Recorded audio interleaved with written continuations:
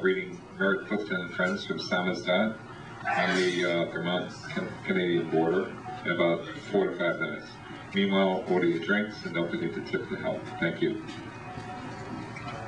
Not only as a writer and publisher, but as a person concerned with the environment, and as a person involved with his own existence in a way that many people aren't. It's true that the artist often lives a more heightened existence than others, and Merritt Clifton lives in another level of energy and awareness. And it's great for me to have him here, again, as friend and co-creator. Let's have a hand for Merritt Clifton of Samizdat. And also to everyone here, including a number of friends I haven't met who I invited to come here from various great distances.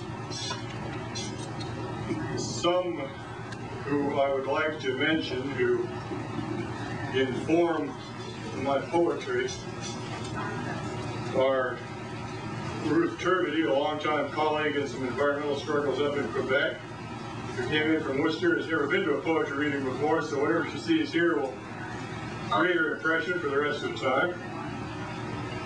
And Julie Lewin, who is with the Fund for Animals. And I haven't really known her that long, but she's also been involved in the same struggles that we've been in for a decade or more. And she came in from Hartford, which is a fair distance away.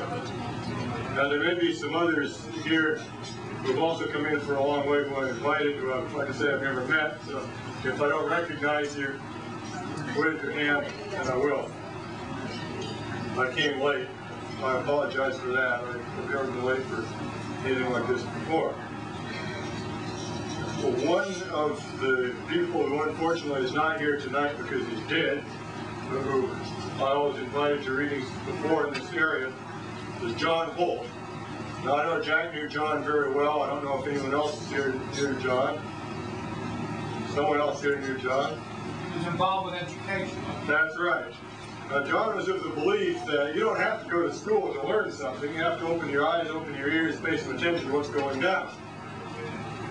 And he was under the impression that the children would learn best if they were simply allowed to pay attention to what's going down, got a little bit of encouragement here and there, instead of got a curriculum and got beat over the head by a stick to learn it. Well, John always came to my readings when he was alive, and I always wanted to get him to say a few words. He always shrank back in the corner. So I finally wrote a poem about something I wanted him to say a few words about that he would never say a few words about.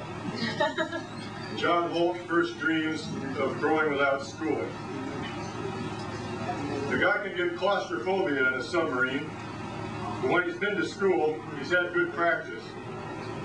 In here, gray walls, the promise of excitement someday, maybe, and meanwhile, endless logs, reports, busy work to keep the inmates from madness.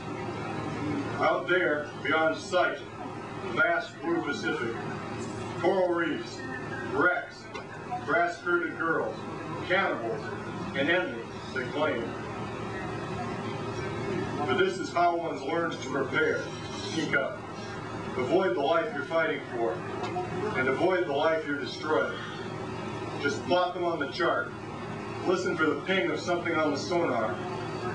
Believe it's real, and maybe it will be, in these last few seconds after the depth charge. Makes the guy wonder why he went to war.